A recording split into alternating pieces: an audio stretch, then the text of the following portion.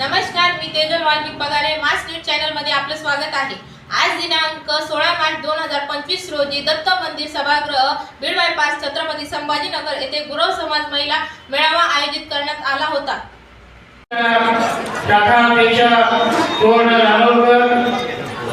या सगळ्यांना फोटोग्राफ करून आणि टाळ्यांचा गडगडाट होत राहिला।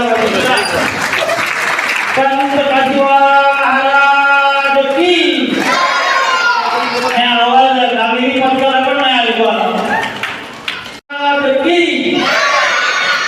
सावित्रीबाई फुल्यांचा छत्रपती शिवाजी महाराजांचा शाहू महाराजांचा डॉक्टर बाबासाहेब सर मला घरी जायचंय, मॅडम मला घरी जायचंय आणि मला घरी घेऊन सोडा। पोलीस तुमच्यावरती ते तुमचं लोकेशन विचारून तुमच्या जवळ येते, गाडीमध्ये बसवतं आणि तुम्हाला घरी पोहोचवतं। एवढी सिक्युरिटी आता तुम्हाला देण्यात येत आहे।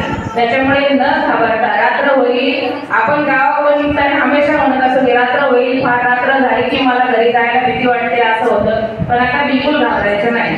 आपल्या मुलींना सुद्धा सांगायचं, कोणी छेडछाड करत असेल, मोबाईल सगळ्यांकडे आहे, पटकन त्याचा फोटो काढायचा, त्याच्या गाडीचा फोटो काढायचा आणि सरळ मी तुम्हाला एक नंबर देते, त्या नंबरवर तुम्ही फॉरवर्ड करायचा। 10 ते 15 मिनिटांमध्ये तुमच्यापर्यंत दामिनी पोहोचते, तुम्हाला मदत येते दामिनी।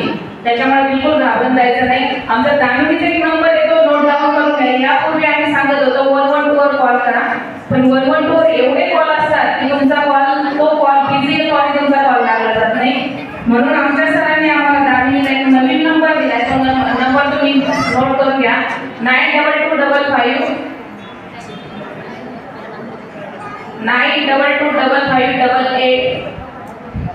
884892 हा आमचा दामिनीचा नंबर आहे। यावर तुम्ही 24 आवर्स कधी कॉल करून तुम्ही दामिनीची मदत मागू शकता। समजले सर्वांना? 9225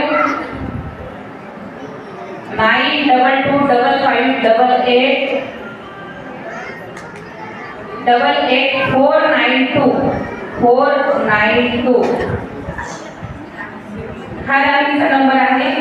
यावर तुम्ही कॉल करा, गाडी तुमच्यापर्यंत आणि तुमच्या मदतीला येणारच। आणि काही न आता मला असं वाटतं महिलांनी सक्षम होणं फार गरजेचं आहे। आपण शांत बसतो, आपण आवाज उठवला पाहिजे आणि आवाज आमच्यापर्यंत येऊ द्या तुमचा, जेणेकरून आम्ही तुमची मदत करू आणि ज्या महिलांच्या अडचणी असतील त्या दूर करण्याचा आम्ही पूर्णपणे प्रयत्न करत आहोत। तेव्हा आणि दुसरी गोष्ट सांगायची झाली की आमच्याकडे एक श्रीलेखाना पैठण गेटीचे भरोसा असेल महिला तक्रार निवारण म्हणून एक ऑफिस आहे, जिथे नवरा बायकोचे भांडणं, सासू सुनांचे भांडणं, घरामध्ये वाद विवाद जर होत असेल तर पोलीस स्टेशनला जाण्याची गरज नाही। पहिले तुम्ही तिथे या, अर्ज द्या, तुम्हाला समोर बसवलं जातं, त्यांची भांडणं असेल त्यांचे मधले जे गैरसमज असतात ते आपण तिथे दूर करतो आणि तिथे घर वाचवण्याचा आमचा पूर्णपणे प्रयत्न असतो। पोलीस स्टेशनला गेले की गुन्हे दाखल होतात आणि गुन्हे दाखल झाल्यामुळे मनामध्ये एक कठोर वातावरण निर्माण होतं आणि पुन्हा सोबत राहण्याची इच्छा होत नाही, तरी मिटवले जातील एवढी आम्ही तुम्हाला खात्री देतो। छोट्या छोट्या गोष्टी असतात, छोटे छोटे गैरसमज असतात आणि त्यामधून घर सुटण्यापर्यंत आपण पोहोचतो। तर माझी एक विनंती असेल की तिथे या, तिथे तुम्ही अर्ज द्या, जेणेकरून तुमच्या प्रॉब्लेम तिथे सॉल्व्ह करण्याचा आम्ही पूर्ण प्रयत्न करू।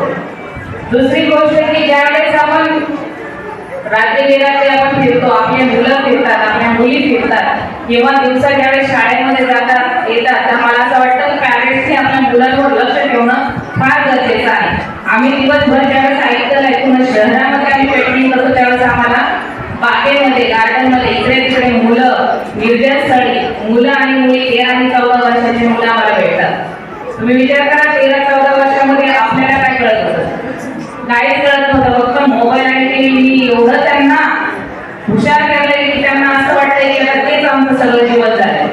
मुलं शाळेत जातात, सोडतात, तुम्ही पण विचार केला कधी क्लासमध्ये जाऊन क्लास टीचरला विचारले की माझा मुलगा किंवा माझी मुलगी पूर्ण क्लास अटेंड करते का नाही करते? तुम्ही ज्यावेळेस शाळेत जा म्हणतात मुलाच्या खांद्यावर अक्षरशः दप्तर असतं आणि मुलं कुठं असतात याचा विचार करा, शाळेत बिलकुल नाही। तर अशा वेळेस ज्यावेळेस आम्ही पॅरेंट्सला बोलवतो ना, तर आम्हाला सुद्धा लाज वाटते त्या पॅरेंट्स समोर त्या मुलाला उभा किंवा त्या मुलीला उभा करायचं। गोष्ट ही मुलांवर विश्वास ठेवायला शिका. विश्वास याच्यासाठी सांगते की आपल्या मुलं काय म्हणतात याकडे लक्ष द्या, जेणेकरून तो तिसऱ्या व्यक्तीकडे जाणार नाही किंवा ती जाणार नाही. आपण विश्वास ठेवला नाही, आपली